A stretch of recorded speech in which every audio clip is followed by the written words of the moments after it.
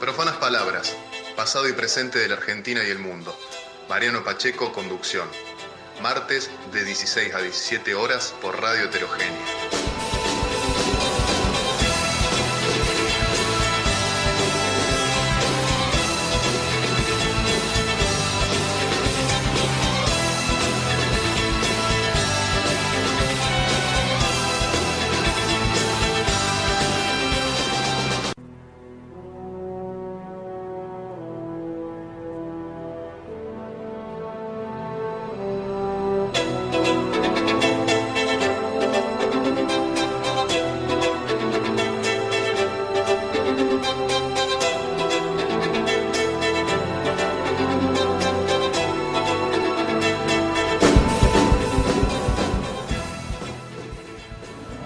Una nueva emisión de Profanas Palabras, aquí transmitiendo por Radio Heterogénea desde el Centro Cultural España Córdoba. Hemos tenido una estadía en la provincia argentina de Santiago del Estero, donde estuvimos conversando fundamentalmente con dos personas para quienes hemos grabado unas entrevistas, más allá de los diálogos que hemos mantenido con numerosas personas de allí.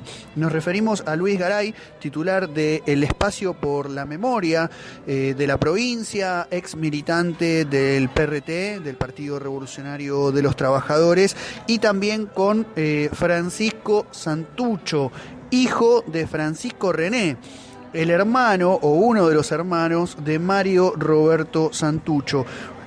Francisco René fue también fundador del Frente Indoamericano Revolucionario y Popular, el FIRP, que fue uno de los grupos que dio origen luego al PRT. Francisco Santucho es un joven activista de la contracultura que viene desarrollando una serie de proyectos, algunos de los cuales se inscriben en parte de la tradición familiar, como la histórica librería que sostuvieron allí durante años, que ahora ha cerrado en este contexto complejo que vive la Argentina, pero sin embargo las actividades culturales siguen desarrollándose a través de él y de otros de sus amigos y compañeros de ruta de aquella provincia a través de nuevos proyectos. Sobre la resistencia contracultural y el rol de los organismos de derechos humanos en aquella Santiago del Estero de postdictadura que, como ellos mismos aclaran, allí comenzó mucho después que en el resto del país, conversamos en Profanas Palabras. Nos queda pendiente para otra emisión, ya que en cuestiones de espacio a veces no todo lo que uno quisiera aparece a la hora de programar justamente un programa de radio. Nos queda el comentario, la reseña de la edición de las obras completas de Francisco René Santucho, que su hijo y otras personas han realizado en un trabajo colectivo que involucró 5 grupos para compilar textos que van desde 1953 a 1971. Comenzamos entonces escuchando primero el testimonio de Luis Garay y después un poco de música, aquí en Profanas Palabras. En Santiago del Estero con Luis Garay, titular del Espacio por la Memoria. Bueno, en primer lugar, que te presentes vos mismo, que cuentes un poco a nuestra audiencia tu trayectoria y tu actualidad de intervención aquí en la provincia de Santiago del Estero. Bien. Bueno, en realidad yo empecé a militar muy joven, ya en la década, finales de la década del 60, principios de la década del 70, en el Partido Revolucionario de los Trabajadores. Fui detenido a principios del año 1975, en enero de 1975, y en esa condición permanecí hasta prácticamente finales de 1982. Bueno, estuve en distintas cárceles del país, lo que me relacionó con muchos militantes. En esa época los presos políticos éramos muchos.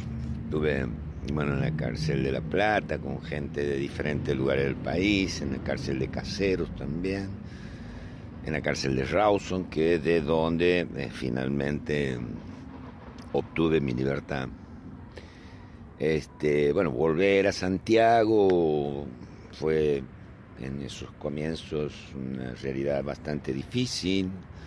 Santiago es una ciudad chica, muy conservadora, venías con un prontuario bastante complicado, o sea, tratar de conseguir trabajo, tratar de poder estudiar o continuar la vida. O sea, yo salí con prácticamente 28 años. Entré con 20, salí con 28. Y bueno, de a poco me fui insertando, pude por suerte encontrar un trabajo relacionado en un instituto que es en el que actualmente trabajo, que es el Instituto de Lingüística, Folclore y Arqueología, que en esa época pertenecía a la Universidad de Tucumán. Bueno, estudié una carrera que no terminé, pero no, de la que no me recibí, pues era el único lugar al que podía ingresar, digamos. No me dejaban entrar en las universidades nacionales. Pude ingresar a la Universidad Católica, curiosamente, y seguí la carrera de Ingeniería en Computación. Terminé la carrera, rendí todas las materias, pero la tesis la tenía inconclusa. Y bueno, de ahí empecé a desarrollar algunas actividades relacionadas al trabajo donde estaba, al Instituto de Lingüística, muy relacionado a la vida rural, ¿no? Que es en lo que más fuertemente he trabajado, digamos, durante muchísimos años, relacionado también a la cuestión del quichua. Hoy coordino una diplomatura en lengua quichua. Es un espacio que pudimos abrir aquí en la Universidad Nacional, que es la única universidad que tiene dentro de su currícula, digamos, una lengua originaria, el único en el país hasta el momento, siendo que en la Argentina se hablan más de 15, 16 lenguas originarias. Y bueno, eso también me llevó a relacionarme a la problemática del campo, sobre todo los sectores más desposeídos. En esos momentos era el Obraje, una institución que estaba en decadencia, pero por esa razón todavía mucho más feroz en su explotación, no solamente en la explotación de los hombres, de los hacheros, sino también en la depredación del monte, ¿no? Y bueno, y después ya con los cambios y el corrimiento de las fronteras agrícolas, relacionarme a todo a los conflictos que empezaba a tener el campesinado, que ya molestaban esas tierras que estaban siendo requeridas para otro tipo de explotación en las que no son necesarios, digamos. Y también, bueno, en lo referente a nuestros temas, concretamente el tema de la lucha, digamos, que ya no como militante de un partido, porque bueno, la derrota se hizo sentir, quedamos un poco desperdigados, pero logramos reunirnos en torno a la denuncia por lo que habíamos vivido y por exigiendo la aparición con vida de nuestros compañeros que en esos momentos y hasta hoy siguen desaparecidos. Bueno, en esos comienzos integramos, relacionados con familiares de Buenos Aires, también la PDH, que es la que de alguna manera organizó aquí todo lo que fue las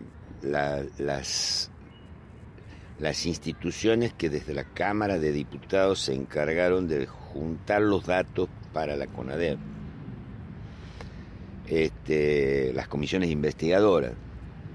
Eso, bueno, generó que se abrieran un par de causas todavía muy tímidamente, que con las leyes de la impunidad y punto final cayeron a la brevedad. Por lo que a nosotros eso, bueno, nos dio un parate importante, digamos, ¿no? O sea, nuevamente nos costó volver, digamos, a reunirnos, siempre en las actividades conmemorativas estábamos unidos a los problemas sociales que empezaban a suscitarse en esa época, que no eran menores. Estoy hablando del periodo de Menem, pero que en lo legal, en lo judicial, digamos, estaba absolutamente parado. No obstante, bueno, integramos algunas, yo particularmente, algunas expresiones políticas, bueno, lo que fue el Movimiento Todo por la Patria en su momento, que después terminó con lo de la tablada y también sufrió un retroceso, un desbande. También integré en aquella época una expresión política que se llamaba IDEPO, Izquierda Democrática y Popular, que la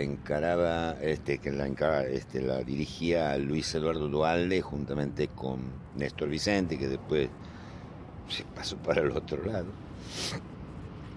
Pero bueno, fueron como que experiencias más bien sueltas, no muy todavía con visos de proyección. Mientras tanto, bueno, Santiago ya había sufrido el santiagueñazo, que fue quizás una de las primeras expresiones de rechazo a lo que fue el neoliberalismo en el periodo de Menem, que sacudió, digamos, las estructuras de Santiago del Estero, porque fue realmente una revuelta popular muy importante. Bueno, resultado de eso se quemó la Casa de Gobierno, se quemó tribunales, se quemó la Cámara de Diputados, se quemaron las casas de 11 dirigentes políticos que estaban relacionados al poder. Y eso, trajo la intervención, que ahí vino un compañero Schiaretti que saqueó Santiago en esos 2 años y medio que estuvo, y que en realidad no fue más que un impas para reposicionar el poder de lo que fue lo más nefasto que le pasó a Santiago del Estero, que es Carlos Juárez, digamos, que venía en su 4ª gobernación, ganó las elecciones con un 75%, e instaló un verdadero estado policial, digamos, ¿no? O sea, si bien él venía de los sectores más conservadores del peronismo, aprovechó las oportunidades, digamos, que le brindaba el neoliberalismo para poner en manos de los resortes de la economía de un sector muy pequeño y aliarse políticamente. Volvió a recrear la policía fuerte, que era la DIP, la Dirección de Informaciones Policiales, poniéndolo al frente de la Secretaría de Informaciones a Musa Azar, quien fue emblemático durante la segunda gobernación de Juárez, durante todo el proceso, y que ahora volvía a ser figura, y a quien fue la cara visible también de las represiones militares en Santiago del Estero, que era un ex mayor d'Amico, cara pintada. Y con eso gobernó desde 1995 hasta prácticamente el 2003. Como digo, en una especie de estado policial, porque concentró el poder económico, aliado al poder político, que estaba apoyado en el accionar violento, digamos, de esta policía. No existía la Cámara de Diputados y la justicia menos. Claro. Pues estaban totalmente coercionados, digamos, por estos Y eso, bueno, generó mucho malestar en la provincia, sobre todo en lo que hoy se conoce como una policía de gatillo fácil. Y en ese contexto, por supuesto, ni se hablaba de los desaparecidos, ni se hablaba de los expresos políticos. Entonces, bueno, se organizaron de alguna manera en consonancia con lo que fue el 2001 en Buenos Aires, la caída, digamos, del arruismo, algunas alianzas, acuerdos entre algunos sectores políticos opositores al gobierno, la Iglesia, que en esos momentos tenía un trabajo de las comunidades de base bastante aceitado, organismos como los nuestros, y se empezó, digamos, a reactivar un poco el trabajo de resistencia, digamos, a este gobierno, lo que puso la gota que faltaba, digamos, para que se derrame el vaso fue un crimen muy resonante, digamos, de dos chicas que aparentemente murieron, aparentemente no, después se comprobó que habían muerto en manos de gente del poder, lo que vinculó en responsabilidad al gobierno, a la policía, y tuvo la virtud, digamos, por la repercusión que tuvo en la sociedad, de abrir el camino para relacionarlo con todo el accionar de Musa Sar al frente de la DIP, por lo que abrió un camino para que entrase todo ese pasado que se había mantenido en silencio durante mucho tiempo. Bueno, eso de alguna manera produjo, digamos, un efecto multiplicador y muy potente, que, bueno, casi en un año terminó produciendo la caída del gobierno, ¿no? Se hicieron, creo que una cantidad como de más de 100 marchas, que por lo general venían de la ciudad de La Banda.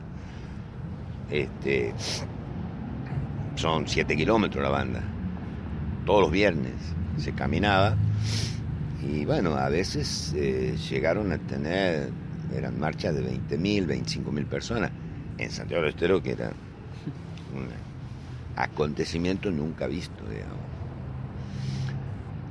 Y bueno, se fueron sumando las denuncias, ya el gobierno, ya Néstor Kirchner en el gobierno tomó de alguna manera intervención, ¿no?, en apoyo, recibiendo denuncias. Se creó una delegación de la Secretaría de Derechos Humanos de la Nación, cosa que hablar de derechos humanos en Santiago del Estero era totalmente novedoso. Se recibieron, yo calculo, más de 4.000, 5.000 denuncias con respecto, bueno, no solamente al tema del accionar en la policía y de los organismos de seguridad en la dictadura o antes de la dictadura, sino de la vuelta a la democracia en adelante. Había más de 70, 80 casos de gatillo fácil. Y bueno, eso potenció el hecho de que nosotros pudiéramos crear también, ya que sí existía, pero le dimos otro viso más institucional, la Asociación por la Memoria y la Verdad y la Justicia, que reunía a los familiares, que y cuando cayeron las leyes de impunidad y punto final, nos convertimos junto con la Secretaría de la Nación en querellantes en todas las causas por delitos de lesa humanidad. Y eso nos dio un peso importante y marcó un poco la actividad de estos últimos 17, 18 años, ¿no?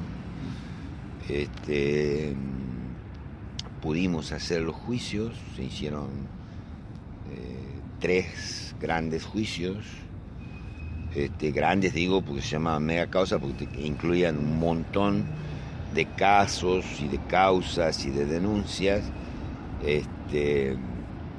En total son 6 juicios más o menos los que vamos llevando Santiago del Estero, la mayoría con muy buenos resultados, o sea, pudimos demostrar, digamos, las responsabilidades, condenar a los mismos, a la mayoría de los integrantes de esta policía, parte del ejército, también poner en cuestión el accionar de jueces y de funcionarios judiciales. Hubo un juicio que todavía está ahí ya resuelto, pero que tuvo derivaciones bastante complicadas que por suerte terminaron fallando las cámaras de casación a favor nuestro, y estamos en la expectativa de esas instituciones. Y lo importante es que eso abrió un campo de trabajo muy rico, que no solamente tenía que ver con la cuestión de los derechos humanos referidos a las violaciones de derechos humanos durante la dictadura, sino en general, ¿no? Bueno, el tema del derecho a la tierra, el derecho y el acceso a la educación, organismos en defensa del derecho de los niños, se cambiaron algunas leyes como los códigos contravencionales, se generó se sancionó la ley de protección a los derechos de niños, niñas y adolescentes, y se fueron generando instituciones intermedias desde el Estado, ¿no? Como la Secretaría de Derechos Humanos. Bueno, nosotros presentamos un proyecto para la creación del Instituto Espacio de la Memoria, es decir, lograr que el Estado dispusiera presupuestos para actividades que tenían que ver con estos temas, que están limitadas por el accionar del Estado, en el sentido de que, bueno, es un medio camino, digamos, ¿no? Siempre. Pero que, bueno, de no haberlo hecho no existirían. Y que nos permite a nosotros desarrollar muchas actividades en el conjunto de la sociedad, ¿no? O sea, llegar a las escuelas, de aquí, de la ciudad, del interior, estar presentes en muchos de los conflictos sociales o políticos que se suscitan en la provincia, hacer publicaciones, generar eventos que tienen que ver con todas estas temáticas, ¿no?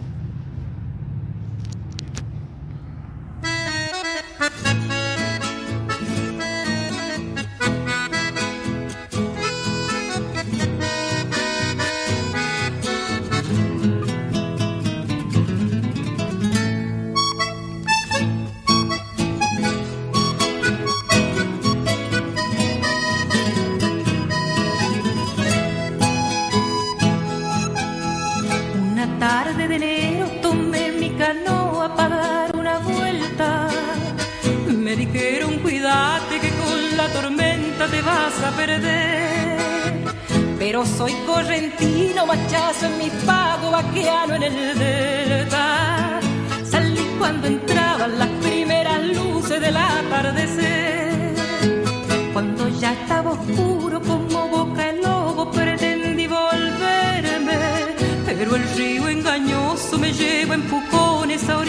del mar.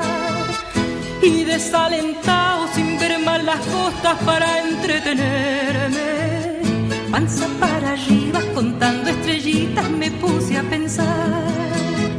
Yo pensaba en lo poco que vale un hombre cuando está tan solo, pero tuve una idea que en aquel momento me hizo reaccionar. Haré una proeza como Vito Dumas, seré Marco Polo, y al volver a mi pago toditas las guainas me querrán besar. Y a los pocos días de navegación tuve una alegría, pues ya me creía Cristóbal Colón, y andaba con pena cuando vi el manchón, que no era ballena y sí tierra buena, caray, que alegró.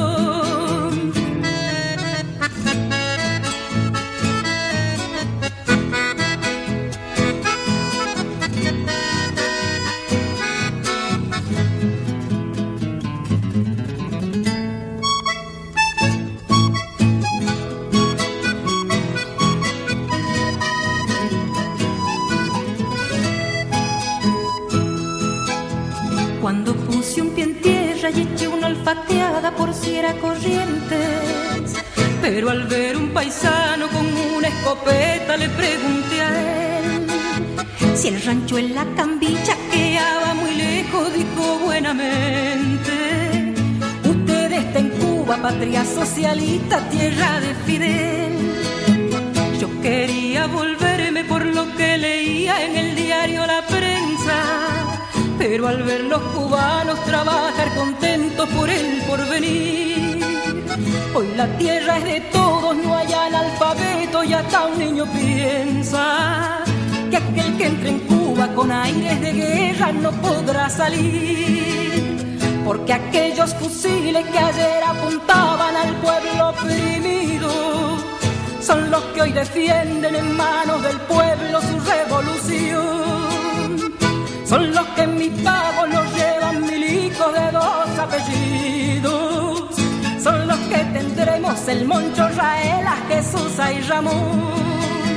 Y con mi canoa y mi chamamé dejé a Raúl Roa y puse la proa a mi pago otra vez. Y a los correntinos yo he de serles fiel. Y aquí yo termino, que mueran los yanquis, que viva Fidel.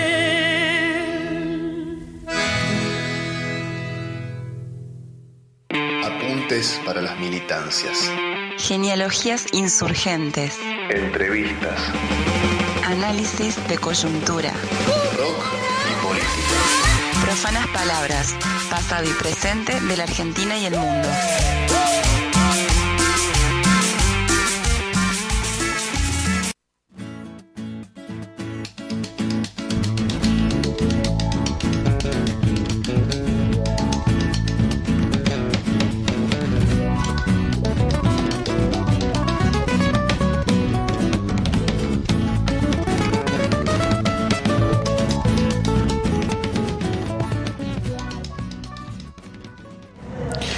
Escuchamos recientemente Chamamé a Cuba, una de las canciones que, según se supo muchísimos años después, su letra surgió en el penal de Rawson, mientras los presos políticos permanecían detenidos por la dictadura de la entonces autodenominada Revolución Argentina, allí en la Patagonia Argentina, en la provincia de Trelew. Estamos hablando de un chamamé que de algún modo está inspirado en esa isla que fue la primer capital socialista de América Latina.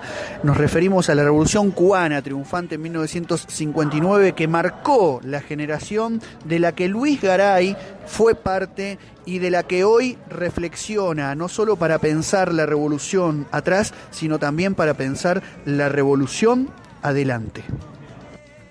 Bueno, en este tiempo que relatás, dos cuestiones me llamaban la atención, ¿no? Por un lado, bueno, hay quienes hablamos de que más que de conquista de la democracia, lo que vino a partir del gobierno de Raúl Alfonsín fue de algún modo la inauguración de la postdictadura, ¿no? Donde todavía siguen presentes huellas del terror en el cuerpo social, ¿no? Esto lo podríamos decir como a nivel país. Ahora, por lo que vos contás también, en Santiago del Estero esto tiene como un relieve mucho más acentuado a partir de todos estos primeros años de postdictadura con la realidad local, y una labor de los organismos de derechos humanos o las luchas de los derechos humanos. Entonces, bueno, te quería preguntar un poco por esta cuestión de la postdictadura, en todo caso, en Santiago, y a la vez en esta lucha por la memoria, la verdad y la justicia, centrada en la cuestión de los organismos de derechos humanos, también qué pasa con la imagen de la revolución, ¿no? Sobre todo para que no quede anclada en el pasado, y si es posible reactualizar algo del orden del imaginario de la revolución en el siglo XXI. Sí. Bueno, nosotros siempre decimos en Santiago que la inauguración de la postdictadura para nosotros se inició recién en el 2003, ¿no? Ese periodo que vos lo defines, que inauguró Alfonsín en Santiago, en realidad significó la vuelta del personaje con el que se había iniciado el terrorismo del Estado en Santiago del Estero, que era Juárez. Siempre hemos tenido una dificultad, sobre todo con la gente de Buenos Aires, para definir el periodo represivo. Porque nosotros al terrorismo de Estado lo definimos como un periodo que se da entre el año 1975 hasta 1983. Y no es menor, porque el 9 de febrero, en Santiago del Este, en el NOA, se lanza el operativo Independencia, al que se le da en realidad muy poca importancia y que tiene una dimensión más bien opaca frente a lo que es la ESMA o lo que es Campo de Mayo, pero que en realidad fue el primer experimento concentracionario que se realizó en Argentina. La escuela de Famaillá fue el primer campo de concentración, mucho antes que la escuela de mecánica de la Armada, Campo de Mayo, y entre el 9 de febrero de 1975 hasta 1976 pasaron más de 5.000 personas por ahí. Entonces, en Santiago el representante de todo ese periodo fue Juárez. Entonces, encontrarnos con Juárez en 1983 como gobernador de nuevo, y con todos estos personajes, digamos, que fueron nuestros torturadores caminando juntamente con nosotros en la calle, y no solamente eso, sino siendo funcionarios con cargos muy parecidos a los que tenían en otra época, era una situación en la que había cambiado muy poco. Entonces, nosotros por eso decimos, a nosotros esa posibilidad, digamos, que ustedes la tuvieron en 1983 con Alfonsín, la empezamos a tener recién casi en el 2003, ¿no? Con visos de realización concreta, con la posibilidad de avanzar firmemente hacia objetivos mucho más claros. Y también la posibilidad de empezar a recuperar no solamente la historia de nuestros compañeros, sino la historia de las luchas. Es decir, en un principio nosotros entendemos tal como se daban las circunstancias cuando se empezaron a hacer las primeras marchas por los desaparecidos. Eran desaparecidos, pero tenían identidad, nombre, apellido, edad, pero muy poco se hablaba, digamos, de por qué. ¿No es cierto? De su proyecto político, ¿no? De su proyecto político, de por qué habían desaparecido. Todavía con esta cuestión de la lucha, de la teoría de los dos demonios muy metida, digamos, en la sociedad argentina era muy difícil de hablar, ¿no? Pero con el tiempo yo creo que eso se fue recuperando en gran medida, digamos, y bueno, nosotros pusimos el acento en esta cuestión. Es decir, nosotros no solamente militamos por recuperar la memoria de los compañeros, sino también la memoria de sus luchas, ¿no?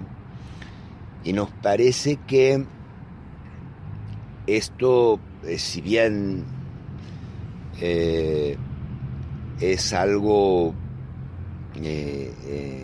sustancial, o por ahí podría parecer a quienes hemos militado en otra época una actividad un poco más leve.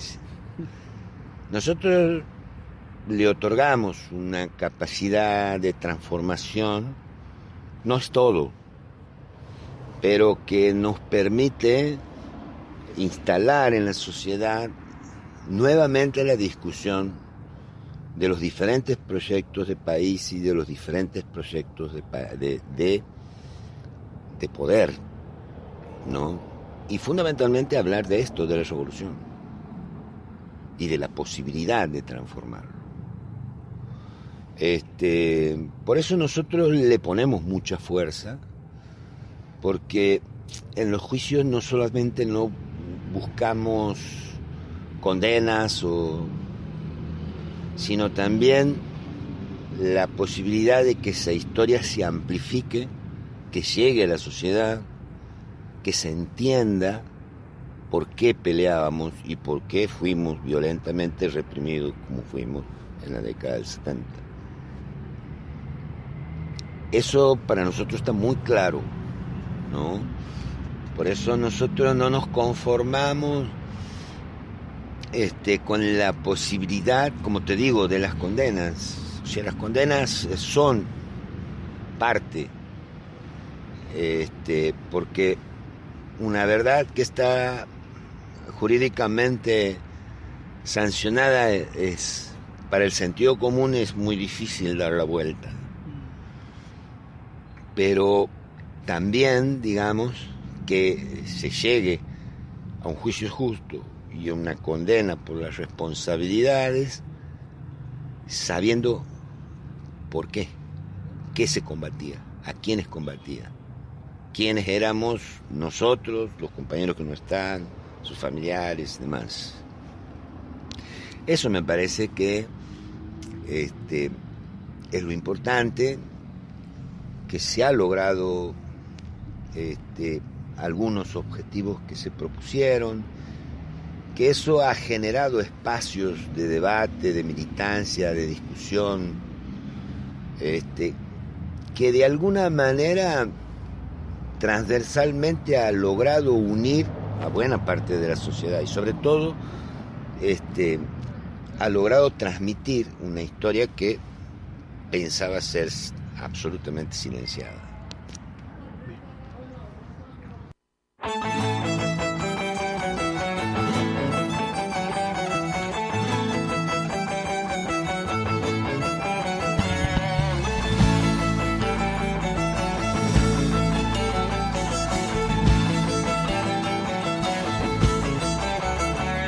Inaugurando la vida, brillando en el horizonte, el dios de los hombres quichua juntaba leña en el monte.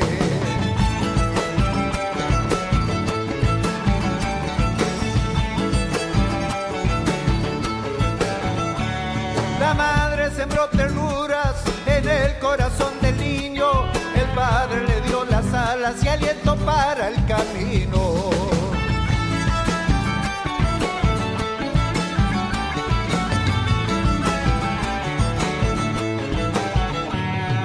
Solo mirar al cielo ya estabas en el futuro, sin dueños y sin fronteras te imaginabas el mundo. Amor revolucionario, pasión que no se detiene, la mística, la bandera y la lucha regresan siempre.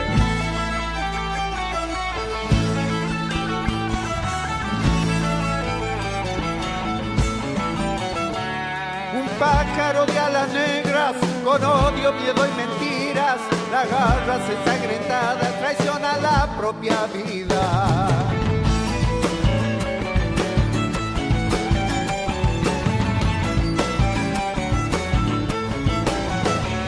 Gramilla te está esperando, ceniza que parte el viento para cantar en tu patio, paisanos y compañeros.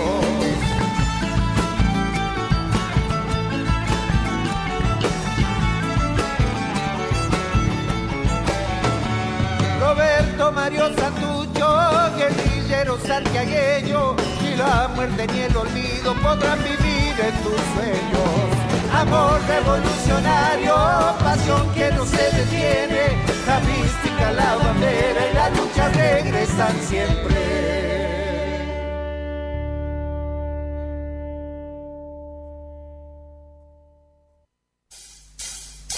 Apuntes para las militancias. Genealogías insurgentes. Entrevistas. Análisis de coyuntura. Rock y política. Profanas palabras, pasado y presente de la Argentina y el mundo.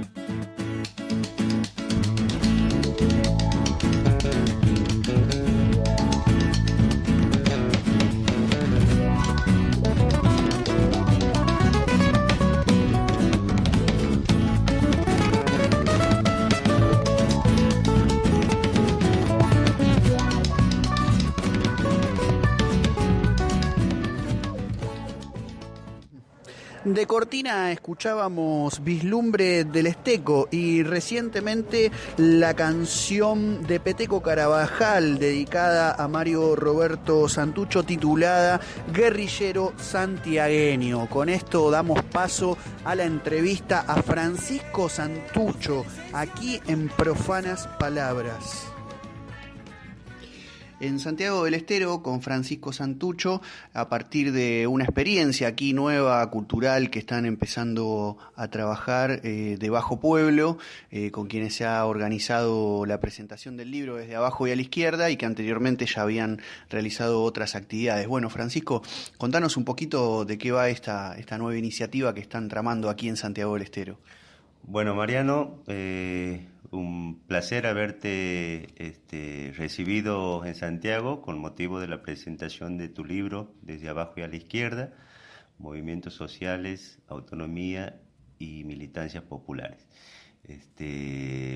Sí, la verdad que ha sido una experiencia muy linda la realización de la presentación del libro.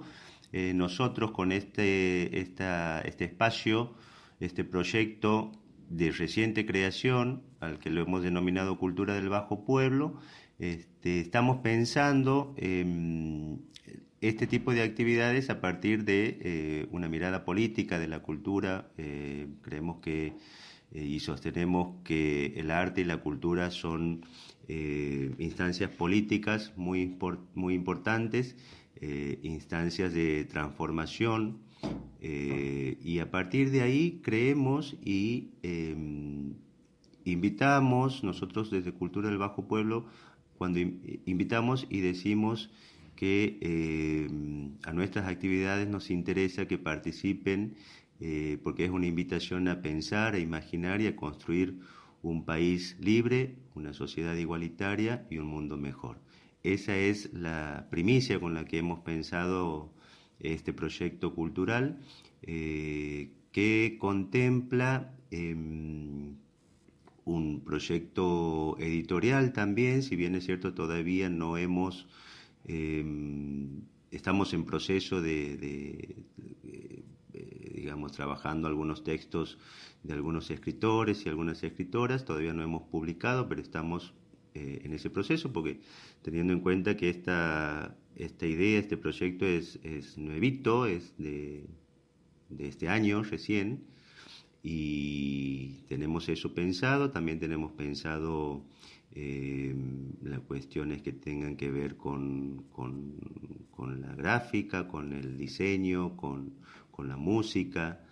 De hecho, la presentación de tu libro ha tenido un capítulo artístico musical y ha tenido una exposición fotográfica, un recorrido de unos compañeros que van haciendo el registro de viajes por nuestro interior provincial, por nuestra zona rural, nuestra vida campesina, y ese recorrido ellos lo han plasmado en imágenes fotográficas acompañando un texto explicativo de algunas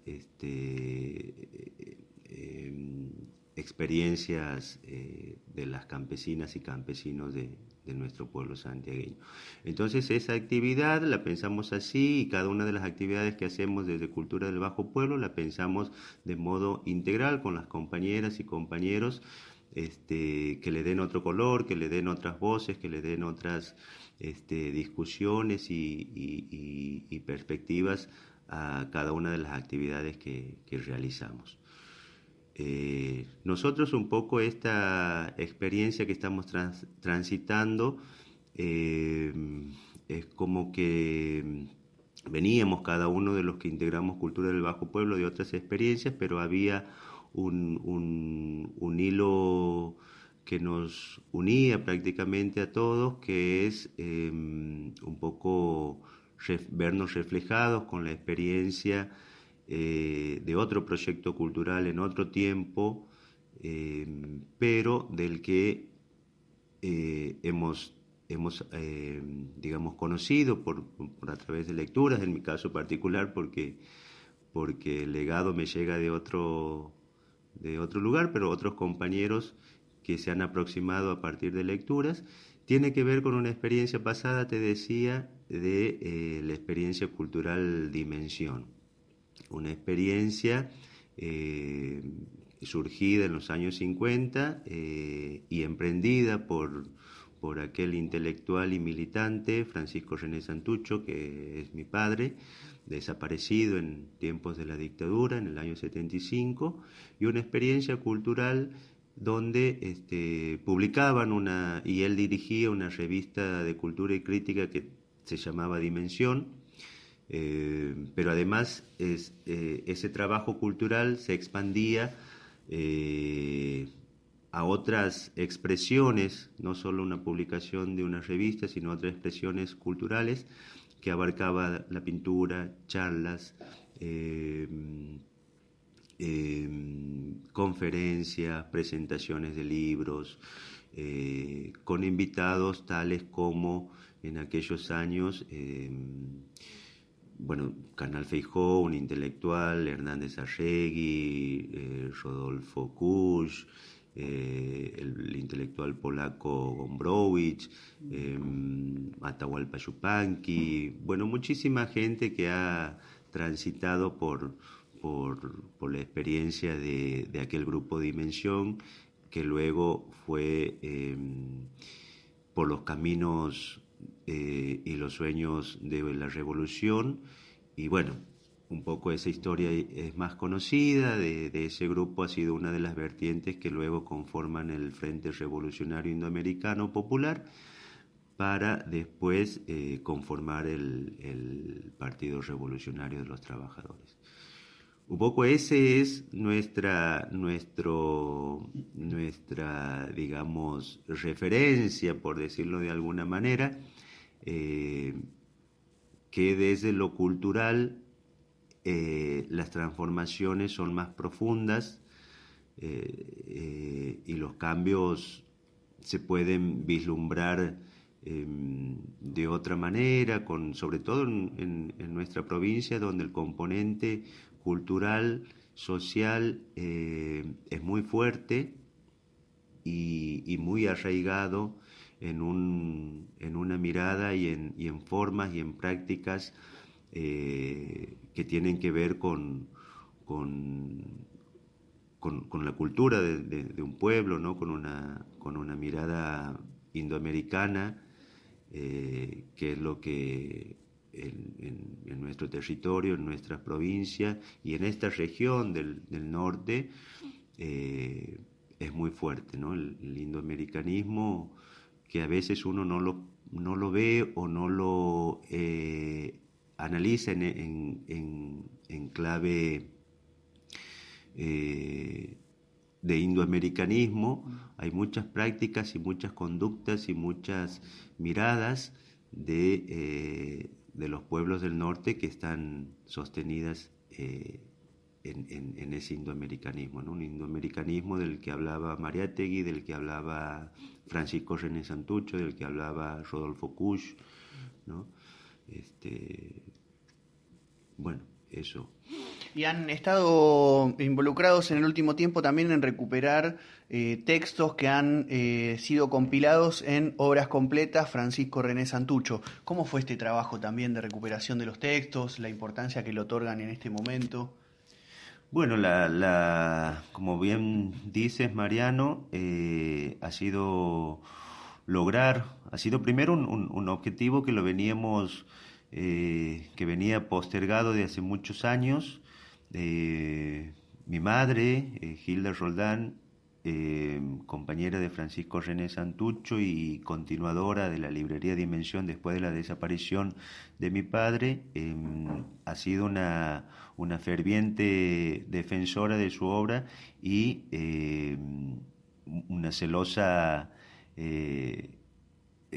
preservadora de sus textos, ¿no? Durante muchísimos años, teniendo en cuenta que los primeros escritos que tenemos de Francisco René datan del año 53 y a partir de ahí hasta el año 2017 que ha sido publicado su obra completa, Hilda Roldán, mi madre, ha preservado todos esos textos, ¿no? Muchos que se han ido recuperando a lo largo de esos años, otros que ella los tenía muy bien guardados, porque en cada una de las mudanzas que teníamos de mi viejo no teníamos más que sus textos, porque otra cosa no hemos podido conservar de él. Mucho de sus pertenencias personales han sido desaparecidas también con su desaparición, en allanamientos y demás. Entonces mi mamá en ese sentido